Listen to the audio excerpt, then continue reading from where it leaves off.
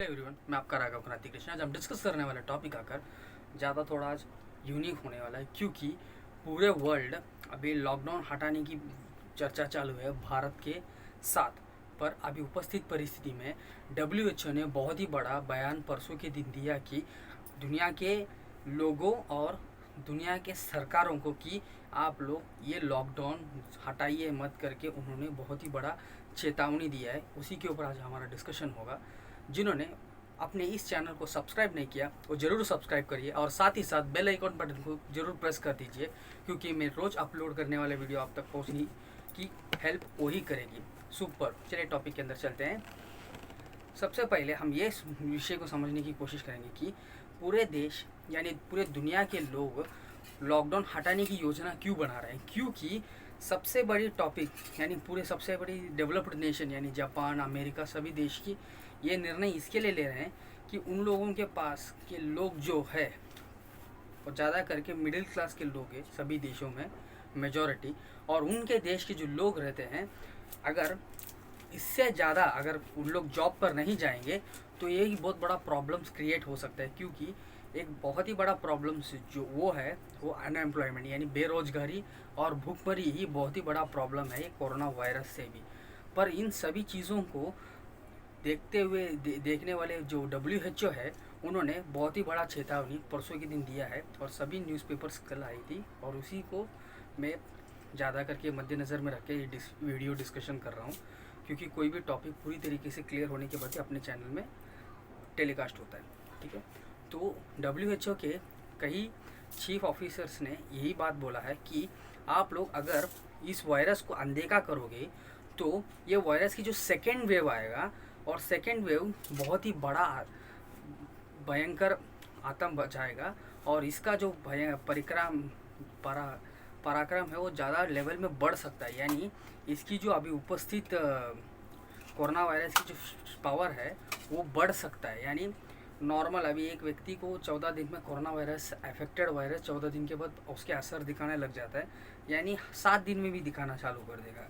या नहीं, बिना सिम्टम्स के कोरोना वायरस कई जगहों में अभी उपस्थित परिस्थिति में अगर देखेंगे हम तो चाइना में कोरोना वायरस एक टाइप का बर्ताव कर रहा है। यानी कुछ लोगों को 28 दिन होने तक भी कोरोना वायरस का जो अफेक्टेड की जो सिम्टम्स है वो नहीं दिख रहे हैं चीन में। तो ये सब विषय में WHO ने ये बात बोला है कि अगर सेकेंड वेव आएगा तो दुनिया के लोग इसे बर्दाश्त नहीं कर सकते, क्योंकि हिस्ट्री में इसके पहले ही 1919 में ये विषय हुआ है। यानी हम बोलते हैं कि इतिहास वापस दोहराते हैं, ये ज़रूर दोहराता है, क्योंकि इस उसी समय में स्पेनिश वायरस करके स्पेनिश फ्लू करके जो फैला था वो भी एक वायरस है।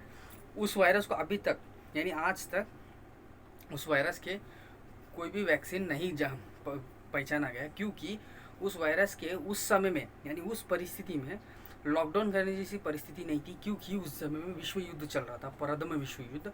और उस समय के लोग ज़्यादा करके यानी मीडिया और गवर्नमेंट ने ऐसा ओपनली ऐसे एक झूठ बोल दिया कि दुनिया के लोगों के कि ये छोटा वायरस है, एक खांसी और सर्दी जैसा है, इसके ऊपर कोई डरने की ज़रूरत नहीं है आप लोगों को, ऐसा करके कई न्यूज़ चैनल के और प्रिंट मीडिया के द्वारा लोगों तक ये मैटर पहुंचाया गया था। यानी उस समय में रेडियो ज़्यादा था, रेडियो और प्रिंट मीडिया द्वारा पहुंचाया गया था।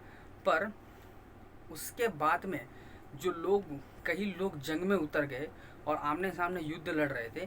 पर इस विषय को हम ध्यान देना चाहिए कि ये दोनों यानी प्रथम विश्व युद्ध और दूसरा विश्व युद्ध, इन दोनों विश्व युद्ध में जो लोग मर गए और जितने सैनिक मर गए उससे ज़्यादा सैनिक ये वायरस यानी जो एक स्पेनिश वायरस से लोग मर गए थे।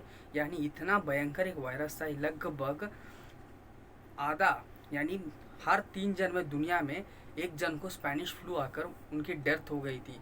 यानी अगर 100 जन में 25% के लोगों को स्पेनिश वायरस आ गई थी उस समय में। तो ये बात को WHO बहुत ही बड़ी चेतावनी देते हुए ये बात को दुनिया के मद्देनज़र में रख रहा है, और दुनिया की सरकार यानी दुनिया के देशों की सरकारों को भी ये बात को वापस याद दिला रहा है कि अगर सेकेंड वेव आएगा, यानी अगर हम देखेंगे तो ये सेकेंड वेव होता क्या है। यानी अब एक वेव है, ठीक है, अभी कोरोना वायरस कई देशों में रुक गया है, पर अभी इसके बाद में जो सर्दी का मौसम होता है, तो उस सर्दी के मौसम में ज़्यादा करके धूप नहीं लगता है, तो उस समय में वायरस फैल सकता है। तो वो फैलने की उस परिस्थिति में, यानी नवंबर दिसंबर के टाइम पे 1918 और 19 में भी, यानी 18 में चालू हुआ था और 1919 के अक्टूबर नवंबर दिसंबर के टाइम में ये वायरस बहुत भयंकर रूप ले लिया था। यानी एक न्यूज़ चैनल में इस वीडियो का टेलीकास्ट किया था कि यानी उस स्पेनिश वायरस के फ्लू के उस समय के एक व्यक्ति, यानी उनको 100 साल हो गया है, तो उनके एक बहुत ही बड़ा उनसे डिस्कशन वगैरह करके उस वीडियो को टेलीकास्ट किया था। वो बोल रहे थे कि मेरे घर के बाजू में एक व्यक्ति को स्पेनिश फ्लू हो गया, उनका डेथ हो गया। तो ऐसा पता चला, तो उनसे मिलने के लिए दूसरे दिन जब जाके देखे थे तो उनके घर में और 4 लोग थे, उन लोग भी वही फ्लू से मर गए। यानी इतनी भयंकर परिस्थिति पराक्रम था उस स्पेनिश फ्लू का। तो आप बोल सकते हो कि तो बचे कैसे लोग, यानी अभी लोग जो सर्वाइव हुए लोग बचे कैसे।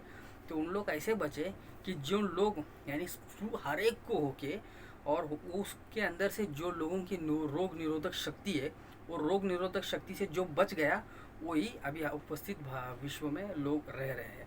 यानी इतना भयंकर परिस्थिति में एक तांडव, यानी बहुत ही बड़ा आतंक बचाया था और कई लोगों की मुर्दों की ढेर हो गई थी। सरकारें तो इसके ऊपर कुछ एक्शन भी नहीं लेने की परिस्थिति, क्योंकि उस समय में इंटरनेट फ़ोन्स वगैरह ज़्यादा नहीं थे। अगर सिटी के या देश के कोई कॉर्नर में किसी का डेथ हो गया तो भी सरकार को 2-3 दिन के बाद पता चलता, या नहीं तो शाम को या रात को पता चलता, दूसरे दिन सुबह। तब तक उस बॉडी से जो लोगों को और इफेक्ट्स, यानी उस वायरस स्प्रेड होने की ज़्यादा संभावना हो जाता था। पर अभी हाल ही में ऐसे नहीं है। तो इसके लिए ऐसा नहीं होना चाहिए, ये भी एक विषय को मद्देनज़र में रख के WHO ने बहुत बड़ा एक वार्निंग वगैरह सब दे दिया है अभी। और इस वार्निंग को सभी देश के लोगों को और सरकार कैसे उसे हैंडल करेगा और उसे कैसे समझेगा और उसके ऊपर कैसे सोचेगा, इस विषय को हम वेट करके देखना होगा।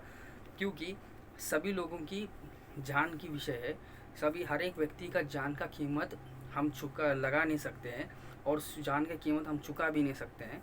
तो ये दोनों विषय को मद्देनज़र में रखकर हमारी भारत सरकार और विश्व के हर एक राष्ट्र का सरकार क्या योजना बनाती है, इस विषय को रुक कर देखेंगे। और इसके ऊपर जो भी नए अपडेट्स आएगी, या भारत वापस लॉकडाउन में जाएगा या नहीं, हर एक विषय को हम अपने इस चैनल में डिस्कशन करेंगे।